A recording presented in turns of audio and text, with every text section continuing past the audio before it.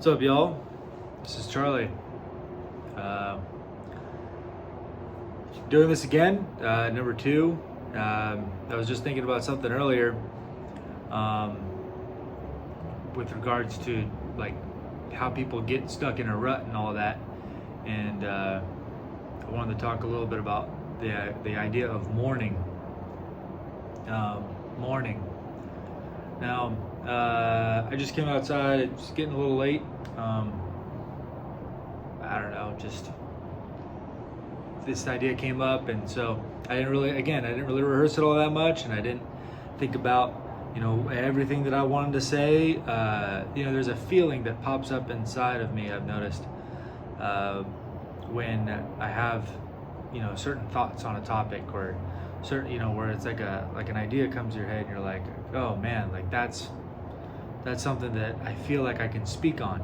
And so I just rolling with that feeling. Now there's something to be said about preparation, the 7 P's, proper prior planning prevents piss poor performance, right? I think that's 7. But there's also something to be said for intuition. So we're gonna see what comes out here, but I think it's pretty important to talk about mourning, because it's not a word that a lot of people are super familiar with or use frequently. I think it's because a lot of times it's associated with death. If you have a death of a loved one, you have to mourn something. But I think there's room for us to use the word mourning a lot more in society. In society, for whatever that means. But society was like the puppy that got lost, right? Anybody seen Billy Madison? Yeah, so I know, super, I don't know, cliche to just talk about society, and drop the words, well, in society. It's like, all right, dude, relax. Who are you to comment on society? Who am I to comment on society? You hear what I'm saying, though? That's a little bit of an aside. There's room to use the word mourning more, mourning,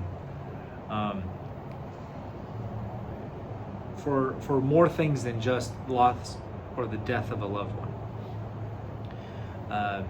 You can mourn a relationship. You can mourn a situation. You can mourn a job. You can mourn a future. You can mourn potential. You can mourn.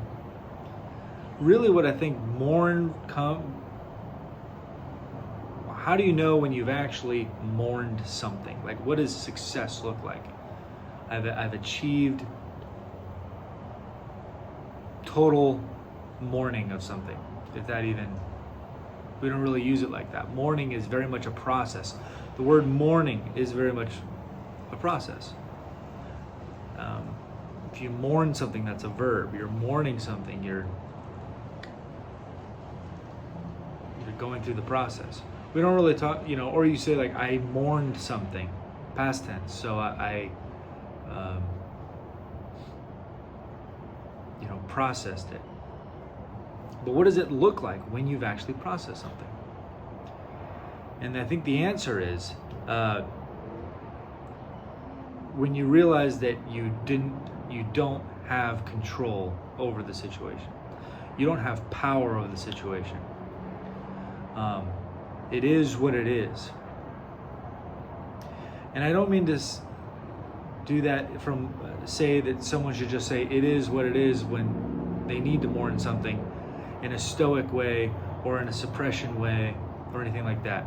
I mean, when you've actually come to terms with the reality that has set in.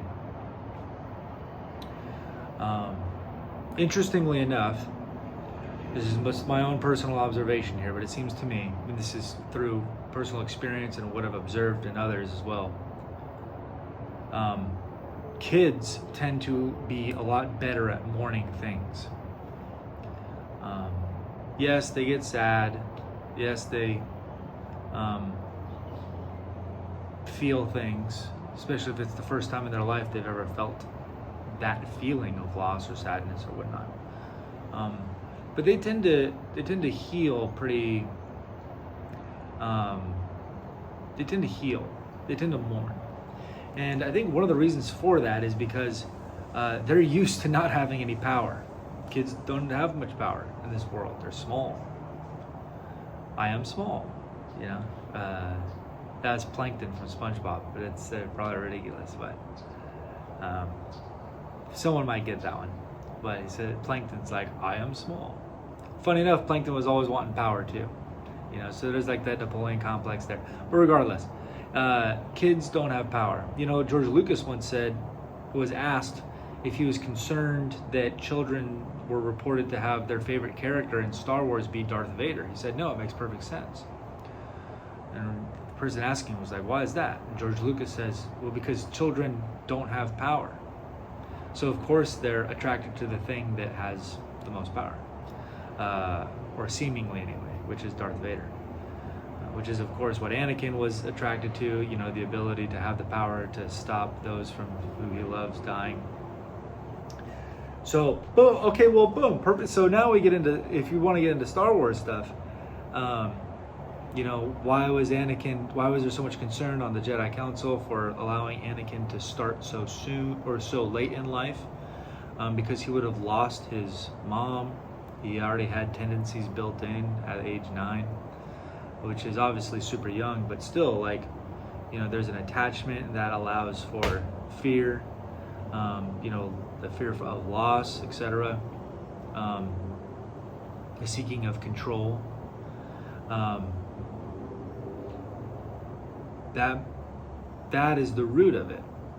And so there's so many, especially guys I see, where like they mourn their potential that they used to have. So I'll tell you, for me, so like right now, like I said, I'm 30 years old, right? 31 years old. Okay.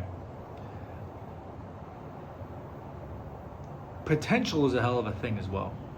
Because potential obviously means that there's a blank slate, or there's room for so many possibilities or opportunities that you might take. And the younger you are, the more potential you have, because you have more time. And as you get older, you know, you lose potential for things, and that can sometimes sour people if they feel like they've cut themselves short, or it is instead displaced by a seasoned, fruitful wisdom, you know, for someone who maybe did live a life well. And so we tend to mourn potential a lot. So I'm 30, we're gonna be 31. When I was 23, that potential was pretty awesome, right? Less than 10 years ago, you know, like fresh out of college, you know, going off to start the professional world, already had some military time under my belt, like tons of potential. When that potential, or when that future that you don't think about, and I know it's happened for people, because I know it happened to me, and I hear this in people. When things don't pan out against their control, or against how they would have liked things had they had control, they have to mourn that projected future, that trajectory that they thought they were going to go. And it's not even that trajectory was better or worse or whatever. It's just that it didn't happen. And if you realize that for whatever reason that it didn't happen, if it happened because of something you did, well, control it better next time. If it happened because of things that you didn't have control over, well, then you didn't have control over it. So what's there to, you know, mourn it and submit to the fact that you didn't have control over it, and then be done mourning it. If that's the definition of completing mourning, is that you realize, you come to grips with the reality and realize that you did not have control over the situation, then realize that and complete the mourning, and then be done. Now I know that sounds super simplistic, and it takes time. It takes rumination. And I actually tend to think that men are worse at mourning than women are. I think women are better at mourning. You know, they say that women heal faster from breakups, but feel it deeper. Men feel breakups more shallow, or lost. Doesn't have to be a breakup, but just like lost, shallower, but for longer. It's probably like that unresolved mourning lingers into many extra seasons of life, perhaps unnecessarily, for men. And for whatever reason, whether that's because, now I'm getting into the pseudoscience here, like what do I know? I do think that now I'm just postulating, right? Men have evolved to have a stronger fight or flight system. So if you look at I think the 7 Principles of Marriage in the beginning by John, what's his name? Oh, gotta pay proper respect. Dr. John, starts with a G. You'll know what I'm talking about. If I think about it, I'll mention it. John Gottman, Dr. John Gottman. Thank you. Dr. John Gottman talks about in the beginning how men evolve to have stronger, like lighter fuses, shorter fuses for fight or flight, as a survival instinct, as a way to protect and all that, coming from the back in the caveman days, and then women were able to stay calm, evolve to stay calm because you wanted less stress hormones in breast milk for children, so they'd stay calm. Now, some people might say I'm a kook for saying that. I got it from Dr. John Gottman, most successful predictor of divorce in terms of marriage. So, who are you and who am I? So, but I bring that up because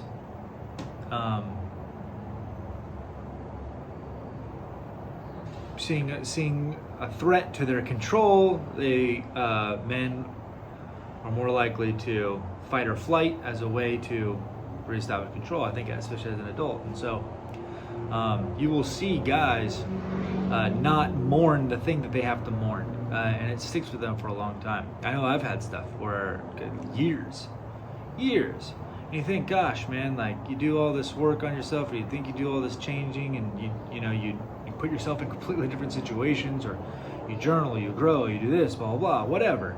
You pray about it. If you're of the religious type, you pray about it, and you still haven't come to grips with the reality of something. I mean, what the heck? Like, if I could put it right in front of my face, it maybe sometimes seems like I still wouldn't acknowledge it, because the change has to come from within, and there ain't nothing anybody can do about that to somebody else. That it's that person alone that has to come to grips with it. So, if you're watching this, I hope you come to grips with it soon. If you haven't yet, whatever it is that you've got to mourn, everybody's probably got something that they haven't mourned yet, unresolved mourning. Like I said, whether that's an opportunity, whether that's potential when they were younger, whether that's a family member, a situation, whatever it is. People ruminate on things for years. They just do. It's what I've noticed. And if you're watching this, especially if it's been years ago, I'll tell you one thing. You definitely don't have the power to time travel. You don't. I don't. Nobody does. Not even Elon Musk or anybody else knows how to time travel. So, you can't go back. It is outside of your control. You can't go back. So come to grips with that reality. Mourn that. It'll stop holding place in your heart, and you'll be able to move forward. The next thing, you'll be able to have more of yourself to move forward. Feel that dead bark on the excess of the tree, as maybe Jordan Peterson would say. Feel that burn off, or the old layer of skin burn off, and the new, maybe raw, maybe sensitive, scary, new layer come to the fold. But whatever analogy you want to use, all I just say is mourn. Mourn's a good word, and so use it to the degree that you need to.